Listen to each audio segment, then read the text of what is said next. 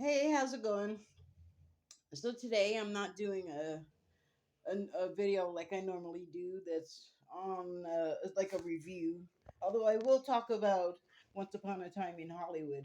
Let you take a look at my board to explain what I'm doing today and get my YouTube disclaimer stuff out of the way.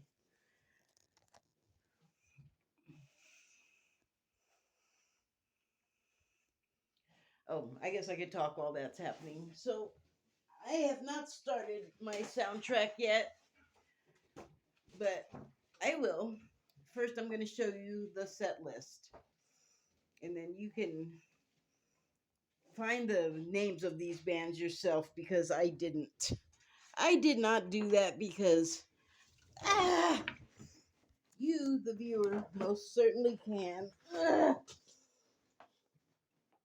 right, there. Getting a good look. All right, and now I will turn on our soundtrack, and here we go. So, hi. I've been feeling crazy. Have you? I don't know how you couldn't be. There's so much that's been going on that seriously has got to be affecting everybody, unless they're just superhumanly self possessed and are able to weather their way through the solar flares that are making us feel all kooky. And if you think those don't affect us, let me give you an alternate way of looking at it. You know how they really can screw with our electronics, right? So,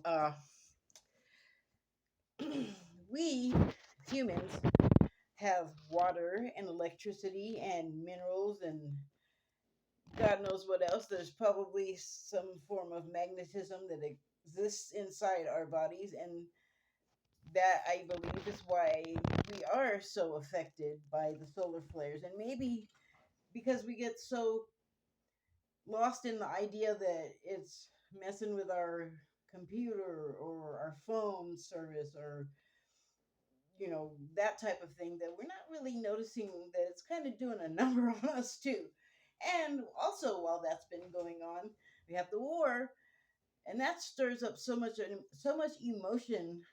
I mean, it's global. I think there are very few places in the world that are untouched by the event, by the knowledge of the event, or caring about what's happening to the people sort of trapped in the situation by the Russian president.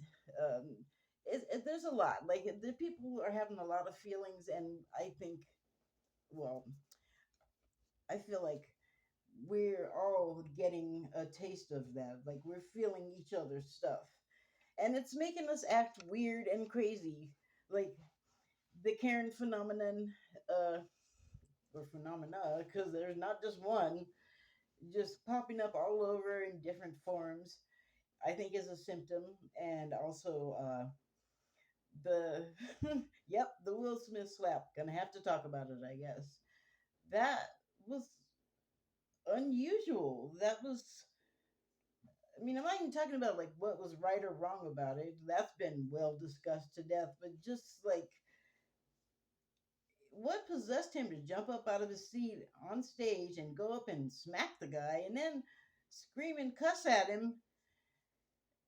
Hello, are you an adult or are you high on crack and PCP? Like, dude, what was that? You can talk to him later. See, yeah, like even just talking about it, I'm like, ugh. It's real easy to get sucked into all that emotional crap. Hey, I forgot to turn on my music. Come on, baby, you're so hot. Give it to me. Give me that music. Come on, don't hold out. Okay, you think I turned it on? It's playing. Whether or not I got it all hot and bothered is negligible. What? So anyway, all that stuff going on, I have had to find methods and remedies to not go completely off my nut. And one thing that I like to do is, well, set the tone for the day, right? makes a lot of difference. Uh, so I'm turning these guys down just a touch. I like to wake up slow and easy, give thanks that like, woo, I'm here for another day and my life is good. I have like a lot of things to be happy about and thankful for, and yeah, it's a good idea to just start off that way. And I usually do. I rarely fail to remember, and I've had to do a little bit more to soothe myself. And I like to do that by watching some syndicated reruns on a local station out of Bellingham, Washington, here where I live. I don't live in Bellingham, but I do live in Washington State. And that station is called H ampersand I, H and I, which is short for Heroes and Icons. And I love that station because they have all Star Trek 6 nights a week. And it's everything pre like the Paramount Plus Picard and all of those offshoots of Star Trek, the animated things, which I haven't even seen any of those yet. But this is all everything up to Enterprise, from the first original series to Enterprise. So I that place gets a lot of my attention, and then it also plays other syndicated shows from the 70s through the 80s. Like it has MacGyver and Monk and House and like other stuff. But the cowboy stuff in the morning, that's mostly black and white, I really enjoy. And not going to get all mixed up in colonizers and, you know, uh, who's represented as a race and how good, bad, or ugly. There's enough of that, like just in regular life. I don't want to drag, like, I want to suspend reality. That's why I'm watching it. So they have in the morning Rawhide, Wanted Dead or Alive, Paladin, High Chaparral, and Cheyenne. Okay, I love uh, Wanted Dead or Alive because it has the eye candy Steve McQueen. Oh my, that is a fine looking man, or was. And I also enjoy a lot Paladin because that character is also a sort of bounty hunter fixer guy, but he does kill on occasion. I think he avoids it as much as possible. For the other show with Steve McQueen, Josh something. Anyway, the Steve McQueen character Josh on Wanted Dead or Alive, for him it's sort of like a part of the job, if like as if he was a delivery guy. It's like driving the truck for him. It's just like kind of unavoidable a lot of times because once his prey realizes that's what they are and they're being hunted by this guy, it tends to get violent. So, and I'm not crazy about that in reality, like at all. And I'm also not crazy about it in these shows, but I mean, it's not real. It's a TV show, so that takes away a lot of the I don't know, unhappiness about it. But back to Paladin, he actually tries not to be killing as much, and he is actually quite erudite and educated, which is funny because he'll pull it out in the oddest situations. I think like the timing, I guess, makes sense to him and the writer, but it'll be like some little lady or youngster, or maybe even like a peer, and there will be a situation, and his way to comment on it is often to pull out a quote from his hat of literary magic. And remember, at this time, even if they're in like a one-room schoolhouse or educated by the parents, people got a far better and more classical education than you can like find today or even around the time those shows came out when I was very young in the 60s. So I didn't see any of these shows until I was older, except for like Rawhide and maybe Maverick. Uh, so there, a lot of it's new to me. And anyway, but back at that time, they taught you about Greek stuff and Roman stuff, and not just wars and things like that.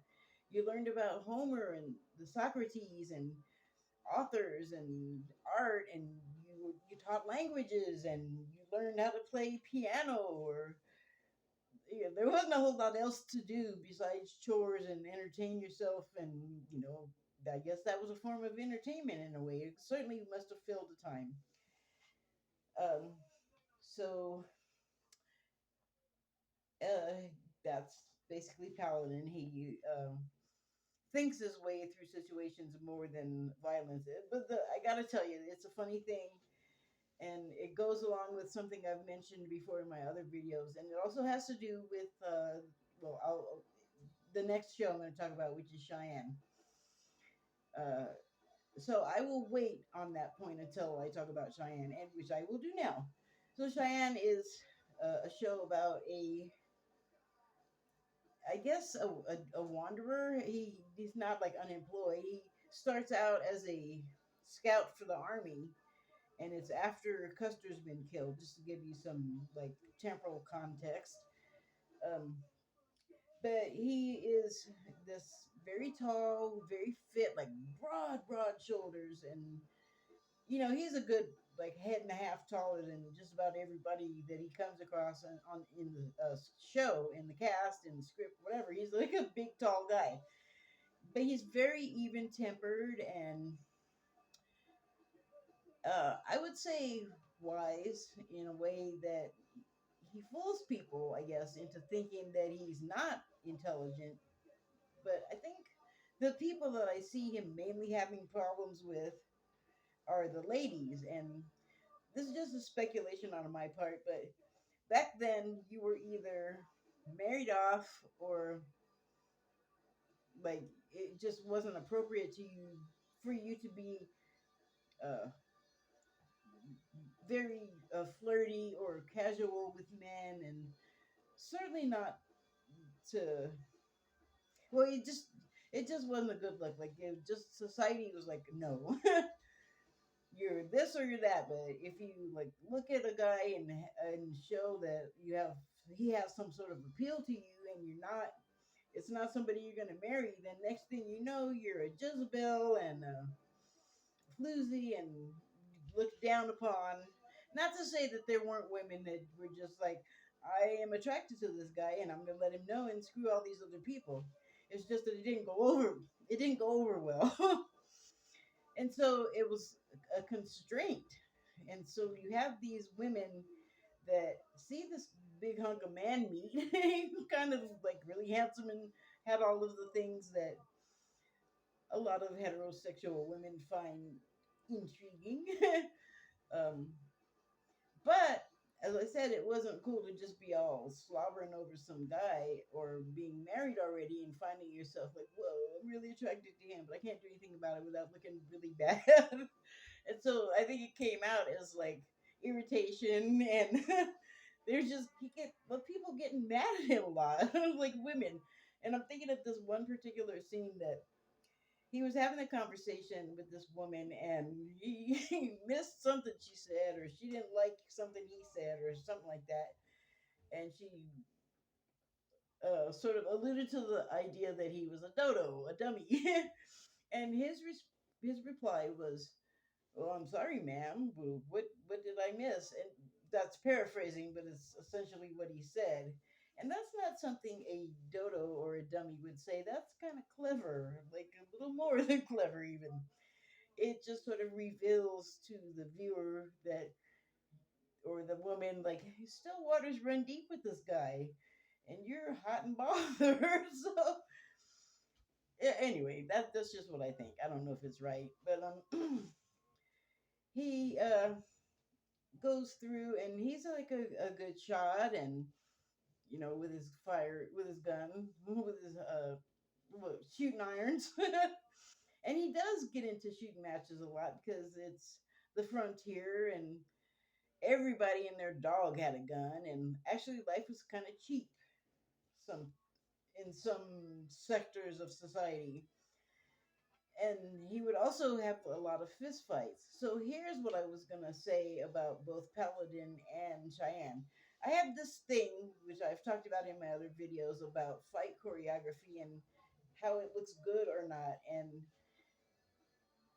in this case with Cheyenne, it always looks kind of bad because, and I don't know if this would be like a real thing if he were actually fighting, but he's substantially longer and longer arms and taller than the people that he's fighting with. He does get knocked down a lot, but I don't think in reality he would get knocked down as often or as easily as the character does. But he, because he's so much bigger and his arms are so much longer, it's like he almost has to wait for the other person to do something or for them to get close enough or something. It just looks like his punches are slow and he waits a long time for the other person to do stuff. Like he doesn't fight dirty, that's for sure. In the interim between punches, he can do some really dirty tricks to like crotchal areas and headbutts and things like that, but he doesn't. He fights fairly, and it just is, the overall vibe is just soothing and slow, and everything's going to be okay, and there's nothing to get that excited about. And the thing about the fighting with Paladin is he routinely, well, people hit him on the back of the head from the back a lot, so that's not really him fighting.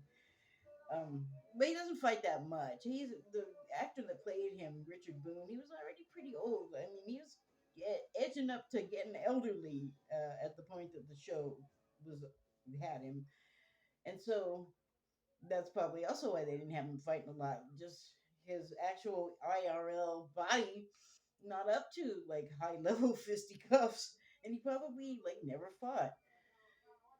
And like a lot of people never get into fights in their life, like a physical altercation. So, but he has his mouth and his mind, which he deploys regularly, and it works mostly. The other thing is that he's supposed to be also really hot and fast with the shooting irons, which is funny because he's old and that does not check. Like younger, he's out shooting younger people, and presumably they're out there, old cowboy trope, probably also true reality, training and training and training to meet that paladin or martial Earp or whatever and outfight, like outshoot him, like win the gunfight. And so he wins the gunfights a lot, Paladin, this older gentleman, and it's a little unbelievable, but whatever. You know, it's not the end of the world. So that's what I like to do in the morning. And so the day Sunday that I had been watching these things, when those shows ended, and they were recordings that I had made because that day of the week they don't have the Cowboys. I think on Saturday and Sunday they don't have the Western shows and the normal weekday lineup. So I went looking for other stuff to watch, and there's this other local station called Me TV, Me like me TV, and on that channel they have uh, a science fiction lineup from the 60s and 70s, and I was just like, yay, because I'm really kind of getting into watching like old B movies are better, just like older movies of the type that I used to see at home on LA's Metro Media 11 before Rupert Murdoch bought Fox and ruined the world. um, there was a lot fewer stations at the time. This would have been anywhere from 63 when I was born to, what was it, like the 80s, when like stations like UPN started to appear, which is gone now, but it's the equivalent of the CW that we have today. It's probably a relative of it. And and there was a second one that I can't remember the name of now, but it was a new station, and they had some original stuff, but they also did a lot of syndication stuff. And that's what TV was like before the station started being sold. It was a lot of old movies, like black and white, even some silent movies you could see occasionally. Musicals, westerns, noir. Like I saw, like all of the sort of Robert Mitchum detective movies and or well, movies, yeah. And then there were a lot of shows, like black and white shows, like Lucy. I Love Lucy was on there, or various Lucy shows, and old cartoons from like Warner Brothers, Bugs Bunny, and well, just going all the way. You were seeing them from when they first started appearing as like shorts in the theater, and they weren't whole shows on your television set. I mean, I'm saying you got to see some old stuff, and it was old when I was seeing it in the '60s. Um, so okay, sidetrack there. Sorry about that. But I was happy to find on MeTV there was the Time Tunnel, Land of the Giants, um, 20,000 Leagues Under the Sea, The Invaders, which I had never heard of. And you kind of get the idea about this other station. So I was able to watch a bunch of other stuff like that. And that made me real happy because a lot of those, I can remember only the soundtrack. I don't remember really anything that happened in the episodes. Isn't that funny? So I had not seen The Invaders before. And I mention that in particular because, as I said, I watched that guy's video about the making of Once Upon a Time in Hollywood, which is a play on a spaghetti western title, and that was Once Upon a Time. I can't remember, so if I can remember to put that in the description box, I will. But if not, look up spaghetti westerns and Once Upon a Time in, and you will find that. So I maybe won't do it. Having said that, that's something you could do yourself. Not that big of a deal, right? Anyway, so I'm watching the movie itself again, Once Upon a Time in Hollywood, and I noticed in the scene where Margot Robbie, who plays Sharon Tate, goes to the theater to see herself in a Matt Helm movie, Wrecking Ball, and she is on her way to go inside the theater, and she passes a bus bench, which, as you know, I think this is true of everywhere. They have a bus bench situation or a bus shelter thing. There's advertisements on it. And I didn't notice this when I first saw the movie, probably because I had never heard of the show, but I had just learned of it that day, The Invaders, right?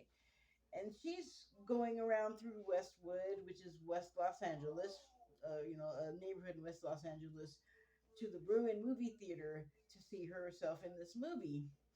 And on the bus bench is an ad for the Invaders, and I was like, "Oh wow, ooh, synchronicity! I love that." Um, and as I said, I love the revisionist history. I love that like Sharon Tate didn't get slaughtered, and the grocery store owner's family also didn't get slaughtered. Um, in fact, like I said, when they break into uh, what is Leonardo DiCaprio's character's name? I'm bad. I can't remember.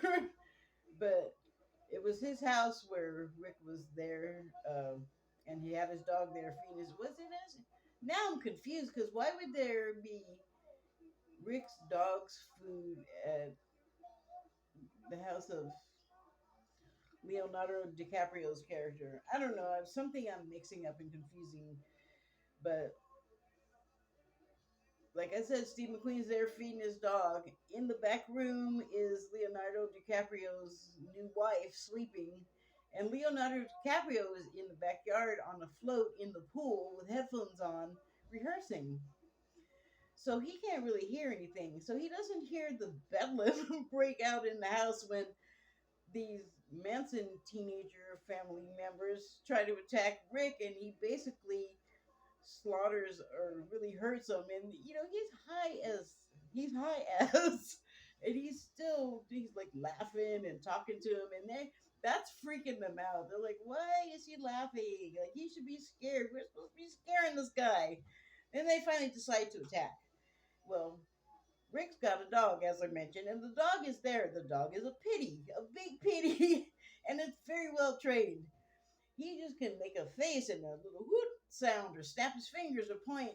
And he did, and the dog disarmed and dismembered his member, basically dismembered the member of the text character.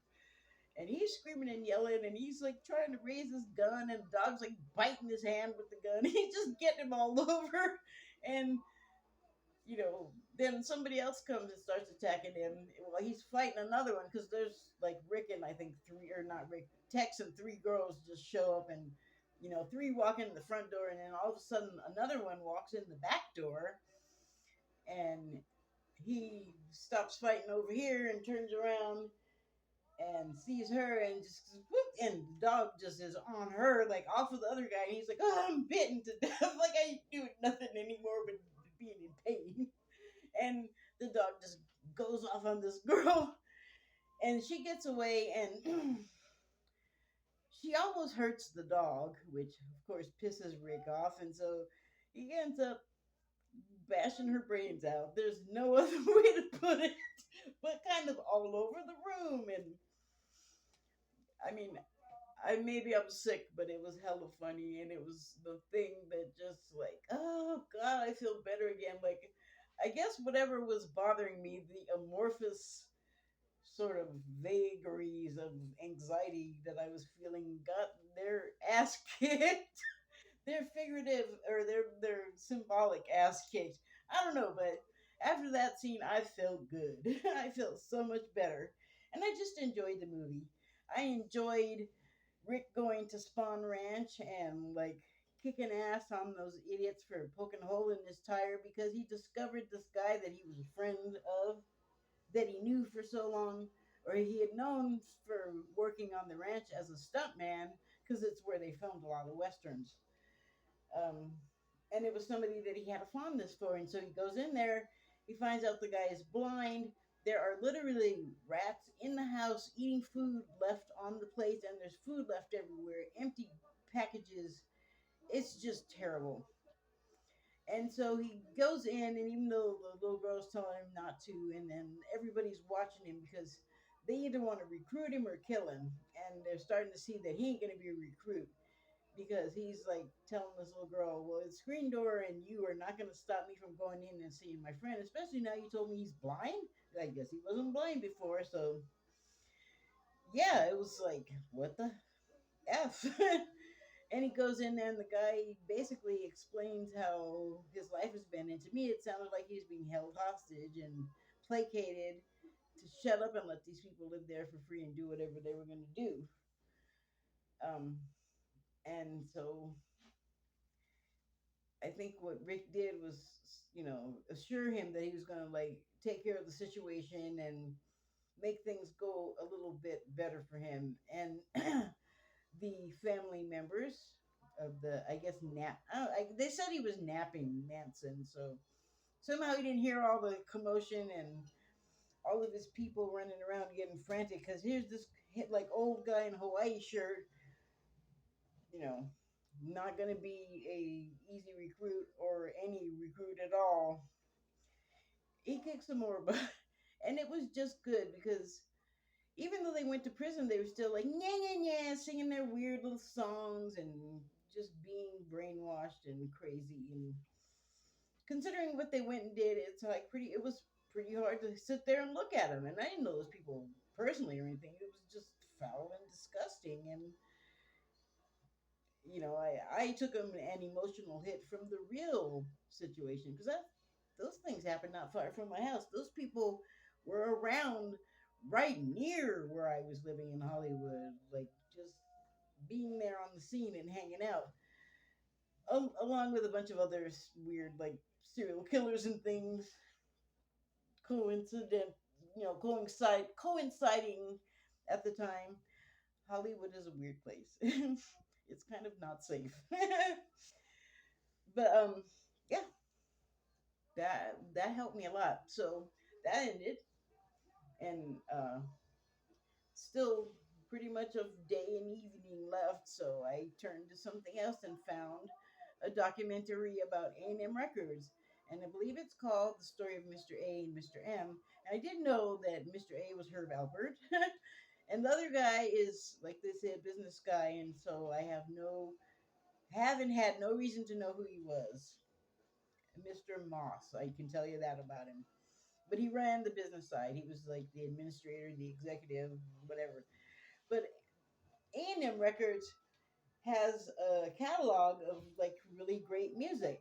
A lot of it I was familiar with, or better than like very familiar with. And um, also, what was weird for me about A&M Records though was I would walk by them a lot of days of the week going to and from school, and there was a taco stand really close by there, like kind of on the same block, called Top Taco, and I used to go there a lot.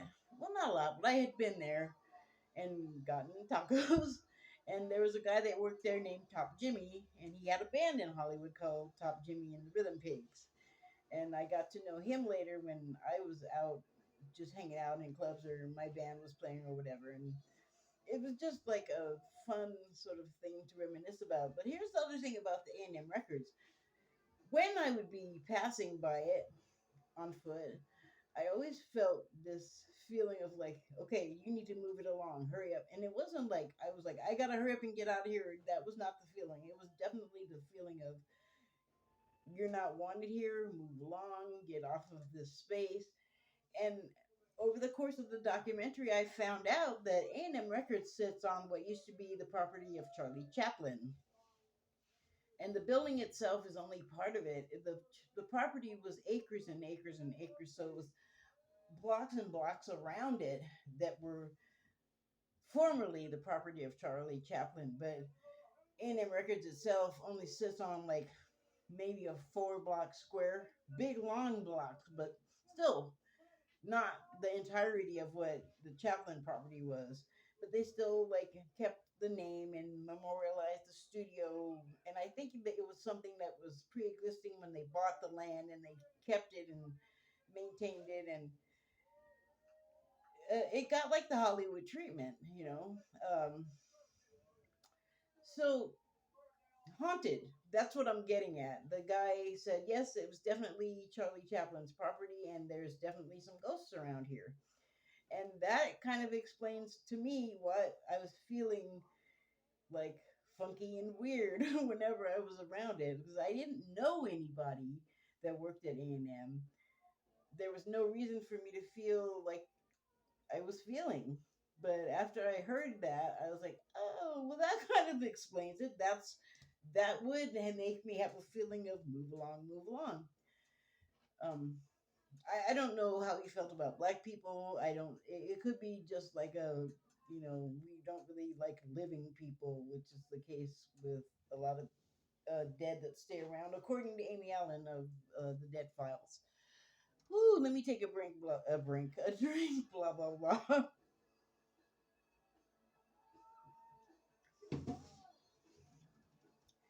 So that was kind of an interesting revelation there that he lived on the land.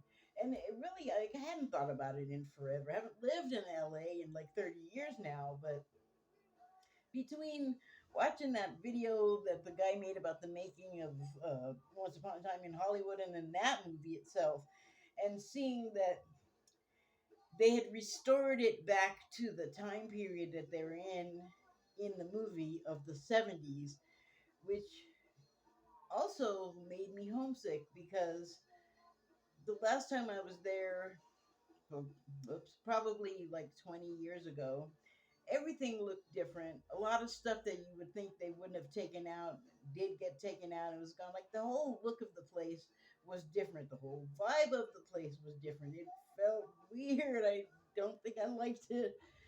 But I didn't get to stay there long and go very much into like one place in Hollywood. And here was the other weird thing about that when I went there just to visit. This is totally separate, but I'm just like remembering it now. I was staying not in LA proper, actually. I was in Simi Valley. So we came into Hollywood, and we are going to pick up a friend of my friend's husband, like who I barely know. But he had a friend, and so we were going to go to his house and pick him up. So we go to Hollywood, and then we end up on the street I lived on for probably 7, 8 years, and then we pull into the driveway of a woman that I used to totally hang out with. In fact, there's a guitar player in this band on here named Fritz Friedenberg, and I met him through her. Uh, well, I don't want to say why, really, but he used to do very nice things. Well, he still does very nice things, but they were nice things that I kind of had to pay him a little bit for it, if you get my meaning. So I'm still friends with him, but not her. In fact, yeah, I was horrified that we were actually going to this girl's house, and it was like pretty late at night. So I'll just say right now, the people didn't live there anymore. But had her parents still lived there, they would have definitely been asleep by the time we arrived there at night. But they had a mother-in-law house that they had built, or well, that's just a umbrella term for an extra house in your backyard or an extra living space. But they had built it up for their daughter, who I had been friends with, and it was like above the garage. And so we're going up there, and I was like, I didn't say anything about all of this to the people because they didn't know this girl or any of these other people, her parents or whatever. There would have been no point. So we're going up there, and I'm like bracing myself to see this woman I haven't seen in like 15, 20 years at the time. And they didn't even live there anymore. So I had a big heart attack for nothing. um, yeah, life is so strange. I had no idea I was going to end up on the street I used to live on that night. It's just crazy, the little dots that connect. But boy, it makes sense because here's another digression, another detour. There's a psychic, a medium named Kim Russo. And the thing about her is she, on her show, The Haunting of, she has people that have some kind of connection with a location that's paranormal. Like they live there and like ghost stuff happened. And it never left these people, and it's something that's always been like in there somewhere, niggling at them. And so they get a hold of her because she can go back with them, the person, and help them understand what is and was going on at the location, and how it's connected to them. And a lot of times there's a personal link to the haunting or the location that is haunted, or it's crazy. And I recommend, if you check her out, do the episode with Pierce Brosnan because the connections go over freaking centuries. It is nuts. So when I started, after I saw her, I kind of like understood the making the connections thing, but it just opened up a whole new understanding of it. And it's not just the world of solid, alive us, which is not what we think actually, but also the supernatural world, the spirit world has connections with us in this life. So that's kind of what the day had been like. Just all these little things from home popping up and making me homesick and just have realizations. And it was fun. I like that. I'm into that kind of thing. Crazy person, me. And let's see, do I have anything else to say on all of this? Not really. I looked up a bunch of stuff about the locations where the cowboy shows were made, but I think I talked about that enough. And yeah, that's what this video is about. It's just like a day of kind of going back home. And maybe the best thing about it was is that it didn't involve like any of the people because, well, I mean, that could go well or it could go south real fast. But as far as people from there and this video, I have tried to make this a number of times, but I didn't because I didn't have the permission of Fritz here, his band. I didn't have his permission to just use it in the video. And Wherever I can get permission, I absolutely will, because I've had my intellectual property used without my knowledge or permission. And it pisses me off because all the people would have had to do is ask.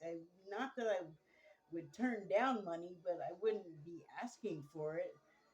I actually have not even pursued it, but I still can. Um, but all they had to do was ask me, and I probably would have just said yes. And in the case I'm talking about where my intellectual property got taken, it got used in a movie.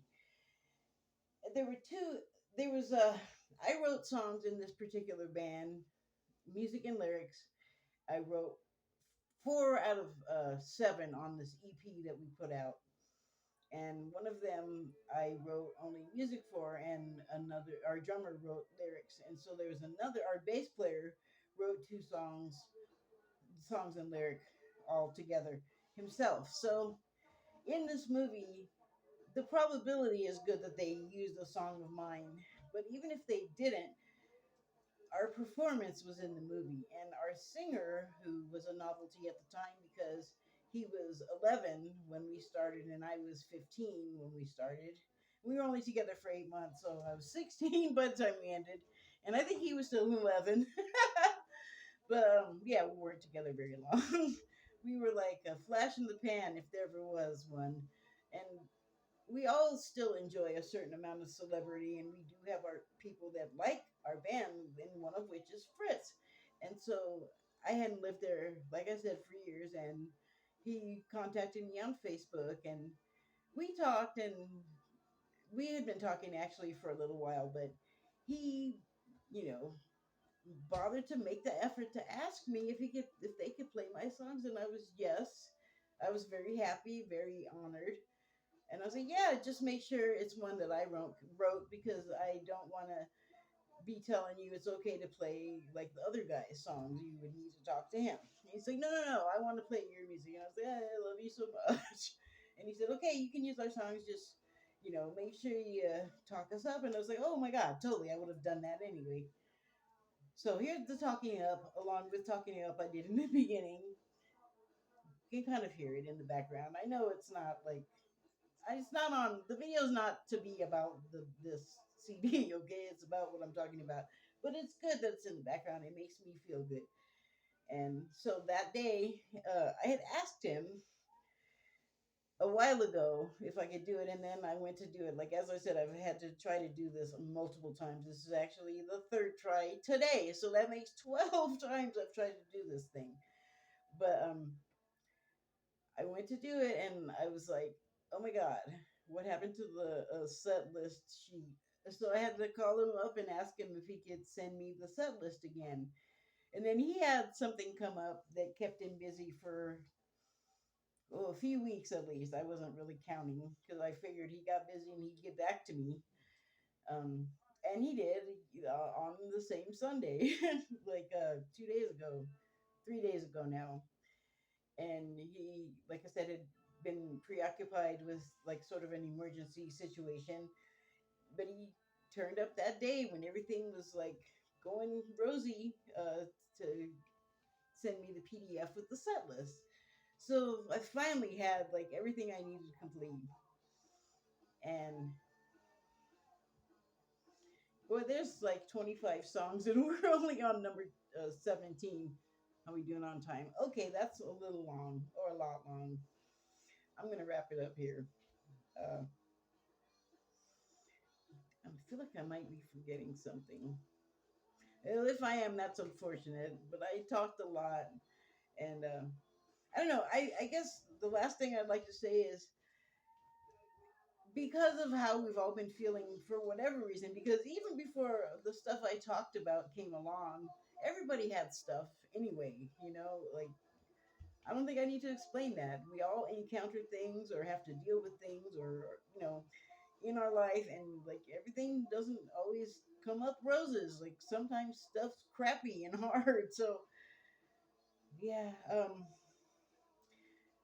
I search for ways to get back to feeling upbeat, to like raise my positive vibration, because that's kind of where you want to stay. You don't just like feel bad when you feel bad. If you do it for long enough, you actually manufacture illness in your body. So I have enough stuff wrong with me. Um, I'm in a wheelchair. I know you can't see it right now, and I'll just briefly, concisely say that I'm in here because I have still have them, 4 inoperable brain tumors, and I want to keep it light because I don't need any more stuff wrong with me. And this, I think I had like the genetic propensity to get the illness that I have that caused brain tumors, but I didn't have to have it. I actually introduced the idea to myself, and my body said, "Okay, let's do it." That's for another video. um, so blood brains cropped. Check. Talk about Once Upon a Time in Hollywood. Check. Talk about Quentin Tarantino's bitchin' revisionist history. Check. Checkmate. I'm done. Thank you very much. And no, that's wrong. Rewind. Thank you and good night.